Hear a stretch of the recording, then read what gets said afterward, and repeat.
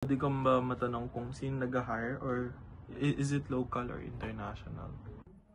International usually, pero meron din local. Meron din kasi, meron kasi tinatawag na parang agencies.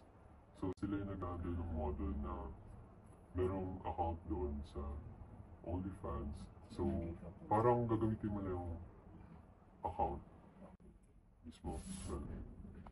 Basically, papagamit lang sa yung account and then kailangan mo lang mag-entertain ng fans na mag-chat. Magsisend ka ng mga content na pwede nilang bilhin. Possibly mga pictures and videos. Can you give me example lang ng mga phrases na sinasabi mo sa chats?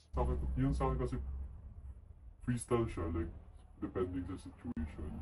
Pero kailangan mostly kasi kailangan flirty.